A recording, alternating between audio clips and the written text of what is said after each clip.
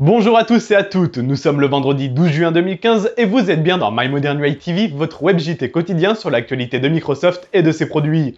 On se retrouve pour le dernier numéro de la semaine, à savoir le 88. Allez, démarrons votre actualité basique avant d'être envahi par les jeux vidéo la semaine prochaine.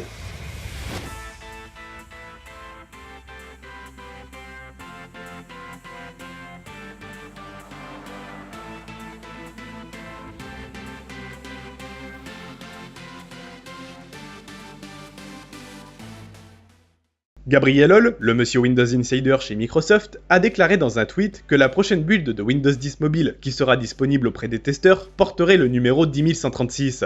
Actuellement en test interne chez Microsoft, celle-ci devrait être disponible auprès des testeurs publics dès la semaine prochaine si les tests internes sont concluants.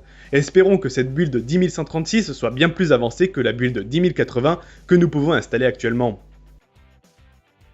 Facebook tenait hier une conférence autour de son casque de réalité virtuelle, l'Oculus Rift. Parmi les annonces, nous avons découvert le design final du casque, mais également un partenariat avec Microsoft. Ainsi, vous retrouverez dans le pack de l'Oculus Rift une manette Xbox One. Mais ce n'est pas tout, puisque Phil Spencer, le monsieur Xbox, est en effet entré sur scène pour annoncer une compatibilité avec les jeux de la Xbox One. Enfin, compatibilité est un bien grand mot. Il sera en effet possible de jouer à des jeux Xbox One dessus, mais uniquement via un stream de la console vers un PC Windows 10 sur lequel sera évidemment connecté les Oculus Rift. Microsoft, avec ce partenariat, apporte donc un élément de réponse dans la guerre l'opposant à Sony et ses Morpheus. On a vraiment hâte d'en savoir plus en tout cas.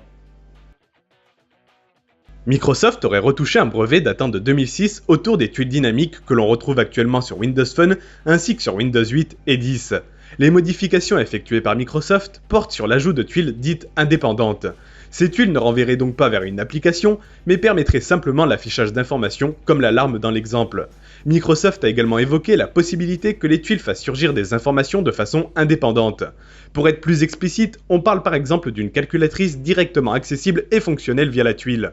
La mise à jour de ce brevet me fait tout à coup penser aux tuiles interactives qui sont en test chez Microsoft Research et qui permettent, par exemple, de mettre en pause le lecteur de musique directement via un bouton dans la tuile. Alors, ce brevet va-t-il devenir concret? Nous verrons bien dans les mois à venir. Selon Scott Hanselman de chez Microsoft, Windows Live Writer deviendra open source prochainement. Windows Live Writer est un logiciel populaire qui fait partie de la suite Windows Live Essential. Ce dernier permet aux blogueurs d'écrire des messages en mode hors ligne et de les publier par la suite. Cependant, malgré le succès de ce logiciel, il n'est plus la priorité de Microsoft.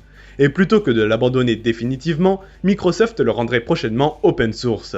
Un beau geste dont on reparlera lorsque celui-ci sera officiellement confirmé. Microsoft a annoncé la fin de l'application Skype sur le Windows Store pour le 7 juillet prochain. Pour continuer à utiliser Skype, il faudra donc utiliser la version bureau du logiciel. Il faut dire que Skype version Windows Store était assez pauvre en fonctionnalité et mal suivi.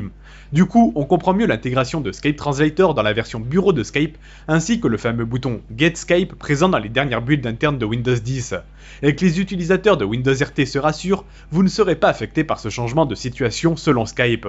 Quoi qu'il en soit, cette décision de revenir sur un logiciel bureau est plutôt inquiétant vis-à-vis de la nouvelle application universelle Skype promis par Microsoft pour Windows 10.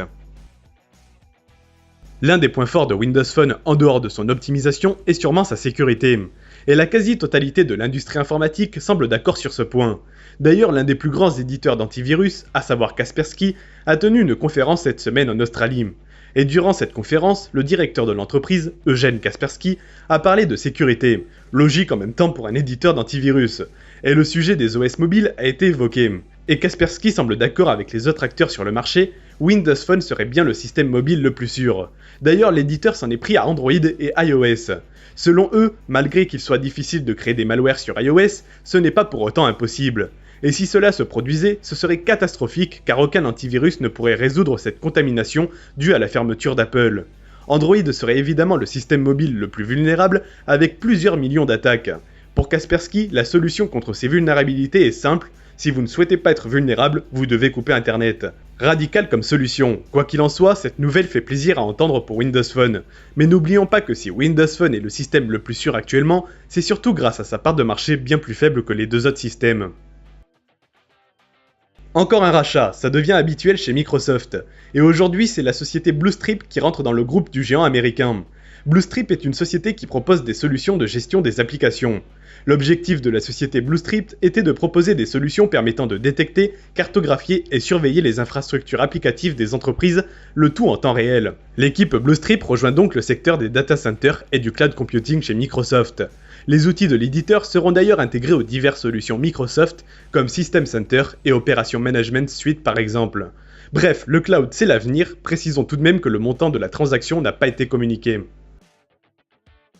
Et voilà, c'est tout pour cette semaine. Comme d'habitude, je rappelle que l'émission possède son application et le téléchargement peut se faire ici ou via les liens dans la description de la vidéo. Vous pouvez également suivre l'actualité de Microsoft et de ses produits minute par minute sur ces quelques sites références. Passez une bonne journée, un bon week-end et à lundi prochain.